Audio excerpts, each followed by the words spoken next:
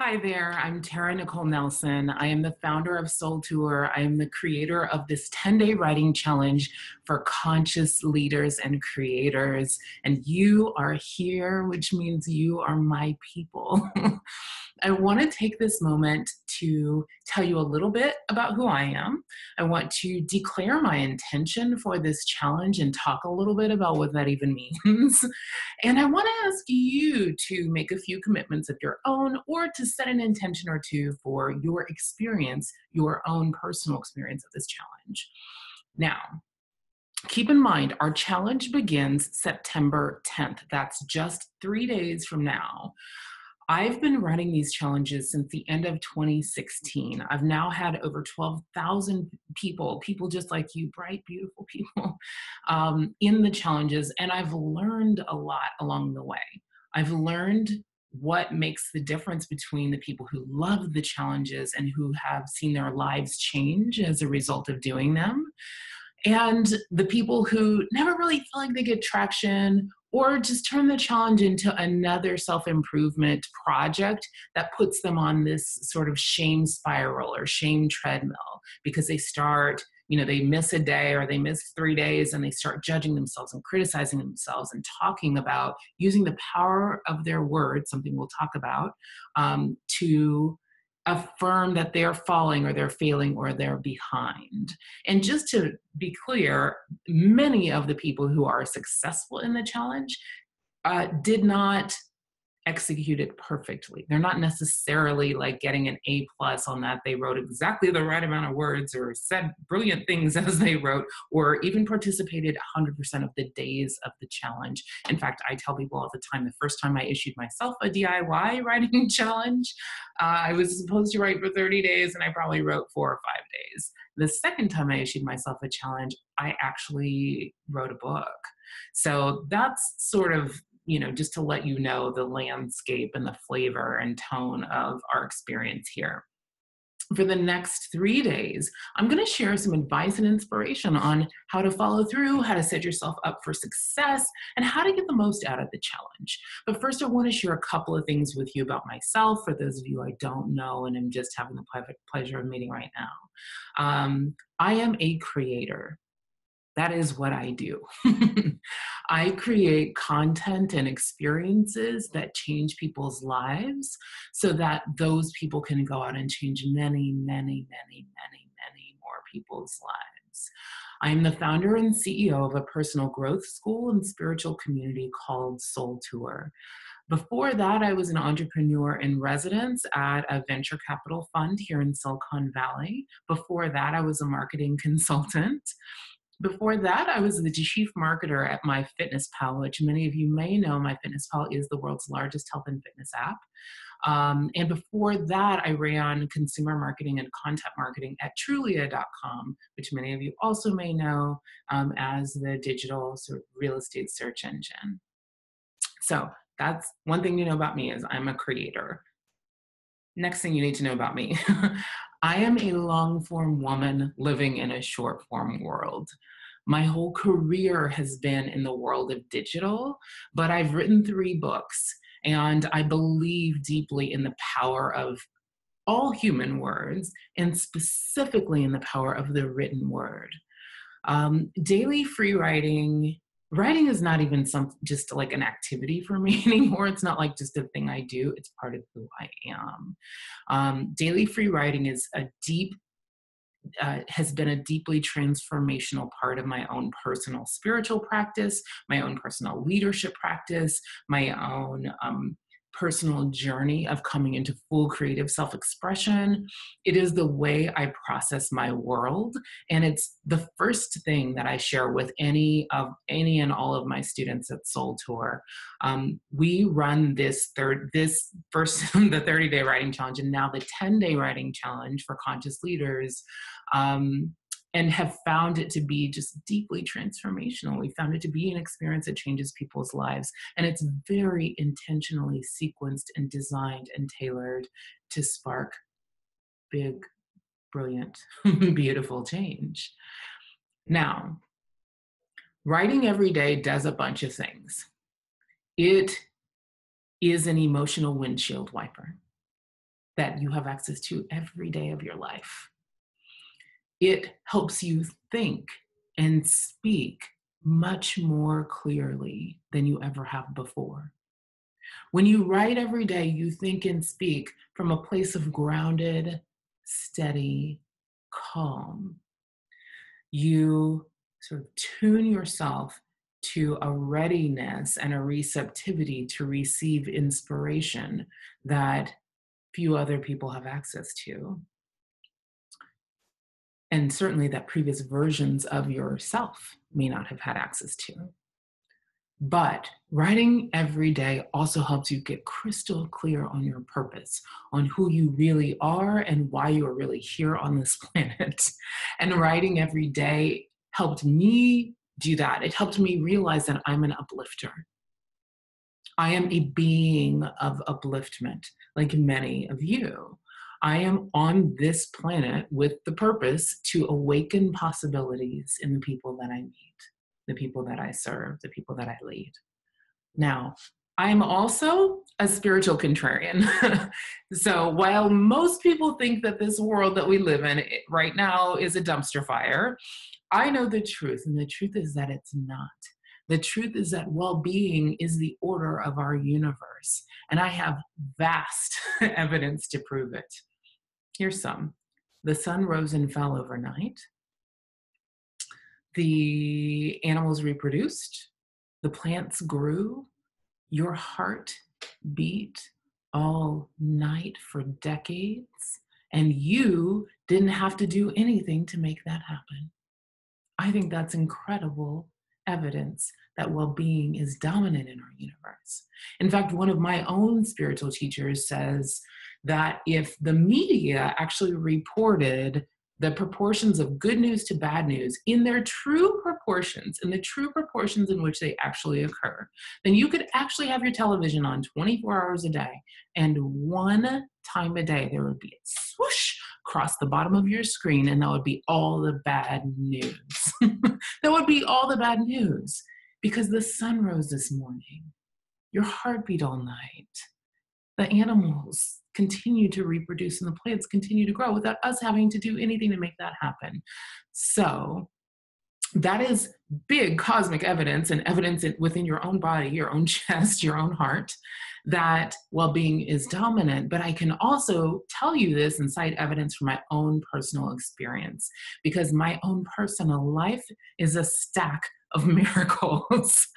25 years ago, I was a teenage mom living in Bakersfield, California, in the Central Valley, and through grace and divine timing and raising my hand all the time and getting and living way out of my comfort zone and saying yes to things that everyone else around me thought were insane. I have had this life path from teenage mom to psychologist to lawyer to television spokesperson to tech marketer to tech executive to tech consultant to entrepreneur, and one of my favorite titles that I hold, pug parent. You'll hear a lot about these two pugs of mine during this challenge. So I am not kidding, and I am not exaggerating when I say that my life is a stack of miracles. This challenge for me is one of those miracles. Now, I want to share with you a little bit about my mission and intention for the challenge. I want to give you a little roadmap too and sketch out where we're going to go over these next 10 days. So in terms of my mission, my intention, my vision for this challenge, here are some of the elements of that. I intend that you will de-chaos your nervous system. One of my missions, my primary mission, in fact, is to help you develop the daily ritual of writing as a spiritual creativity, productivity, and leadership practice, a practice that sparks transformation in any area of your life where you want or need transformation to occur. We will do that here by creating head space and heart space, maybe even some calendar space for you to receive your divine download of inspiration and clarity about your purpose and your next steps in life. While we're in this challenge, you'll also find yourself starting to develop that momentum to actually take those next steps and walk more fully into your calling, because that's what starts to happen pretty naturally, actually, without hard force or hard work or hard effort. This is what that momentum will start to occur and start to churn itself up when you release some of the struggle, when you clear your emotional and your spiritual slate, your emotional windshield wiper every day. Now, the challenge itself, let's talk about what the challenge actually is. The challenge itself is super simple. It is just to write something every day for 10 days. Your writing can be and should be messy. It can be sloppy. It can be bad. It is not intended to be for publication or for sharing unless you just want it to be. It can be sentence fragments. It can be very misspelled. It doesn't even have to make sense. Okay, the goal here is to turn off your inner censor and just put words off the page on the page. And we'll talk in tomorrow's video a little more in detail about that.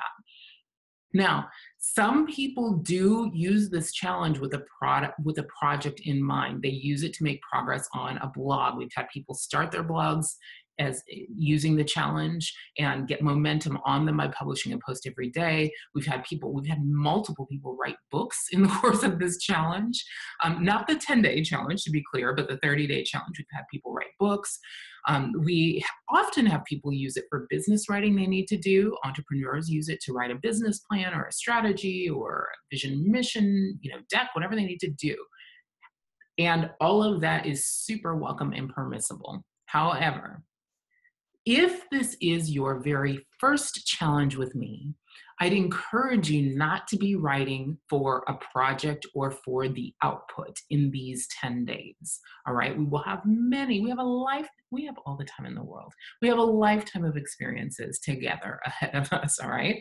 So for this first 10 days, if this is your first time participating in one of my challenges, I want to encourage you to just be writing for the daily practice of writing. You do not have to you don't have to go back to your writing every day and analyze it for this to work, for the to receive the transformational power of writing for spiritual practice. You don't have to go back and analyze it. You don't have to go back and clean it up. You don't have to publish it. You don't have to do anything with it. The challenge itself and the structure of it will start to wire you and rewire you to spark that transformation, even if you never go back and look at what you've written. That said, you are very welcome and encouraged, if the spirit moves you, to come on over to the Facebook page. It is private. It is only for people who are registered in this challenge. You can come there and you can publish snippets of what you've written. You can share your aha moments that weren't even necessarily things you've written, but were experiences that you've had or something that shifted within you because of your writing or in the course of the challenge. And the truth is, often, even in my daily writing, which is not intended for publication, I do often have really brilliant ideas and write really brilliant things in the course of that. So often I'll come back to that later or put a pin in it and circle back to it to pull an excerpt out and use it in something I'm writing for the public. Now, the reason I don't want you to focus on output for now, if this is your first challenge, is this. The challenge is specifically designed to help you build the practice of daily writing as a practice, sort of like an inner self-care ritual, a self-care ritual for your inner well-being, a personal growth practice, a creativity practice. It is a practice of cultivating that steady state of calm and inviting inspiration, all right? It is a spiritual self-care practice that we are building here. We are also going to use this challenge to start practicing and learning and practicing some powerful, fresh ways of thinking and being and doing in the world. Now, we all know that what we focus on grows, right? All of us know this. But in our culture, it's very common for us to bond with each other by rehearsing our grievances and rehashing our outrages, right? Now, I know a lot of you come to this challenge specifically because you're tired of the toxicity of the headlines and the media and the digital landscape. This challenge is designed to be a refuge for you. Okay, it will help you down regulate your nervous system and transcend some of that chaos of the world right now. But for that to all work, for all of us together, there will be thousands of people in this challenge. For this to all work, we all need to practice and have a little bit of a social contract about practicing focusing on what we want. Okay, not the unwanted. As sort of a spiritual best practice that we're going to try on while we're here, we're going to practice focusing on what we want and practice not focusing and bonding with each other around what we don't want. So we are going to focus on the truth that well-being is the order of our universe. We're going to focus on practicing trust that if we each do our calling and put our soul on deck in the way we were put here to do, we will collectively create the better world, the more beautiful world we all know is possible, right? We're going to focus on what we want to create in our own lives, which is calm, clarity, clarity of purpose, clarity of next steps, power, energy, flow, the flow and force of easeful creating, okay? We're gonna focus on that. We're gonna churn that up all together. We are not gonna bring in the toxicity of the dominant culture onto this page or into this community, all right? So we're not gonna be on the Facebook page complaining about what the world leaders are doing. That is distraction from what you are here for. We are also not going to be on the page talking shit about ourselves or practicing those played out scripts and storylines that say I'm so behind or I'm failing or I'm not good enough or I can't seem to catch up, okay? If you feel those feelings, that's allowable. We will talk, I'm sure, at some point about radical acceptance. If you feel those feelings, let them come up. Don't push against them. But write about that. That's what your pages are for. They are the ultimate container for all of the internal drama. And when you learn to, put your drama on the page, you can then develop the superpower that one of my teachers, Julia Cameron, talks about, which is the incredible superpower of leaving the drama on the page. All right. Also, just know these feelings may arise. Don't be tempted to judge yourself if they do arise. Just watch them rise and let them peter out. If you don't spend a lot of time focused on feeling behind or whatever comes up for you, they will peter out. And, maybe in very fast fashion, if you put them on the page and leave them there. Now, again, just a reminder, if you do have an aha moment during your journey in the challenge, please share it with us on Facebook. This is a place where feeling good, feeling how you want to feel, soothing yourself, those things are some of our highest values. Because we can definitely most fully be who we are called to be when we feel good and feel safe and feel soothed and revel in that. Right? And that is a counterculture thing. So we're actually creating a counterculture, microculture of our own within this challenge community. We'll also be tapping into the incredible power of something that our culture has largely forgotten because, frankly, it doesn't sound sexy and it's not high drama, so it doesn't sell magazines or get people to click on it. But it's basically like a secret superpower that every one of you born uplifters has access to right now. I'm talking about the power of daily practice. Okay, as I said, I'm going to share with you some spiritual best practices throughout the challenge. One of those best practices is just practice itself. I will share with you spiritual best practices that I have learned in my own life, in my own career. Spiritual best practices that have changed and transformed my love life, my finances, and especially the spiritual best practices that have resulted in intense clarity of purpose and boldness in my own daily walk and my own daily life. All right, so there are a few spiritual best practices I'm going to just run past you really quickly, and then we're going to go in a little deeper on one. So I use the tools of affirming, affirmations, declaring, declarations, and intending, intentions, in different ways in my own personal practice. Okay. So all of these things, now I know people say, oh, I do declarations. I don't do that. I don't do affirmations. I do intentions. All of them are spiritual best practices. They all work. Okay. None of them is better or worse than the other. They're just different, and you use them for different things. All right. So affirming helps you remember who you are and what you are right now. Affirming helps you remember the beautiful well-being that is the truth of our planet and our lives right now. And that's a truth that can be very hard to remember in the face of the chaos and toxic culture. So we affirm it, right? We affirm who we are. We affirm our brilliance. Now, declaring is where you start to use the power of your words to practice embodying the specific circumstances and ways of being and doing and realities that you want to create in your life by stating them in the present tense.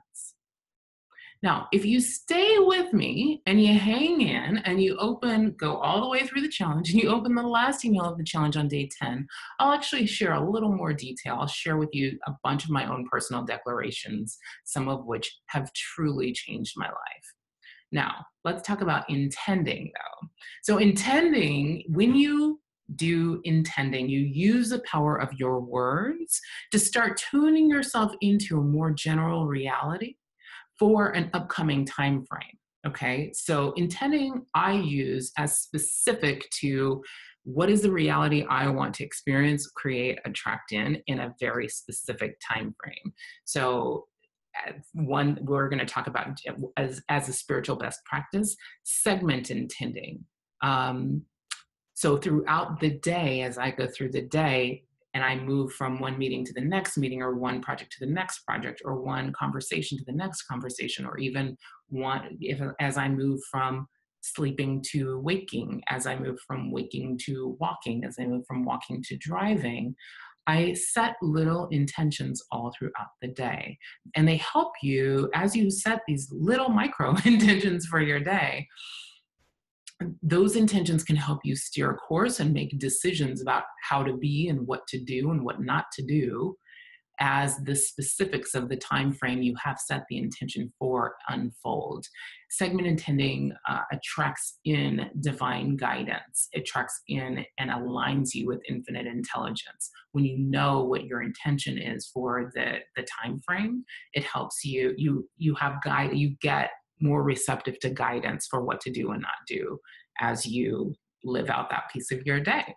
So we're going to do a little bit of segment intending, not for a piece of our day, but for the experience of this 10-day writing challenge, all right? I am going to ask you to set an intention for how you want to feel or what you want to do or be by the end of this challenge. And I'm also going to ask you to set an intention for how you want to feel all the way through, all the way along the journey of this challenge. I want you to write it down, and I want you to keep it handy in your journal or wherever you've written it down, in a Google Doc, whatever, for the duration of the challenge, or just drop it into the top of your challenge writing Google Docs. If you're doing like a new Google Doc every day, just copy and paste your intentions into the top of your Google Docs for each day's writing for the challenge.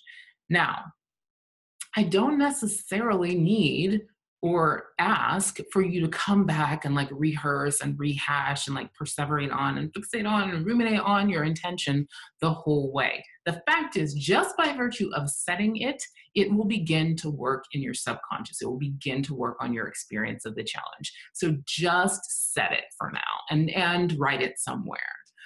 I want you to use this a little bit less as a barometer for whether you're being successful or not, and more as a guardrail or a signal for course correction, right? So if you start if you set the intention that you want to experience joy, but you start, criticizing yourself or making things hard or making the experience be really shamey for yourself, and that's a signal that you might want to do it a really different way than you've been doing. Now, here is a sample list of intentions for the next 10 days to kind of spark your thinking about what your own intentions are going to be. And they're a little off the grid, all right? I'm warning you. All right, but I'm a little off the grid, so you've been warned. And I mean this only in the best of ways. The grid is overrated. All right, here's one. I intend to calm my nervous system. I intend to replace my social media habit with a writing habit. I intend to practice writing. I intend to release some old grudges and grievances. I intend to receive inspiration and clarity on a specific question or decision. I intend to start rehearsing internal scripts that make me feel good and feel powerful.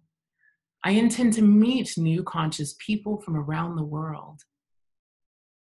I intend to be gentle, easy, encouraging, and playful with myself. If I do judge myself, I intend to watch that judgment arise and let it peter out without judging myself for judging myself. I intend to try on a new morning routine. I intend to practice expressing myself freely and easily. I will practice getting myself to a place of feeling good, regardless of what anyone else is doing.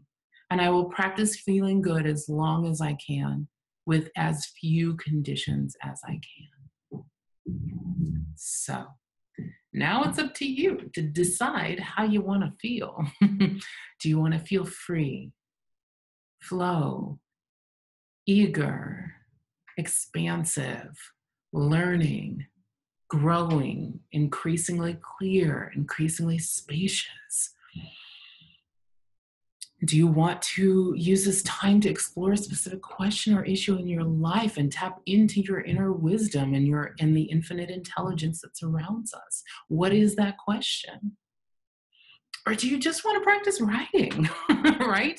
Do you just want to start building your own morning ritual and get some help sticking with it? Because that's what we do here. Do me a favor, come on over to the Facebook group and share your intention if you feel comfortable, and never force yourself to do something you don't feel comfortable doing. You really have no idea the level of friendships and connections that have been formed on this group. You have no idea who you might inspire by virtue of sharing your intention, even before we start the full-blown challenge. So thank you, and I will see you there.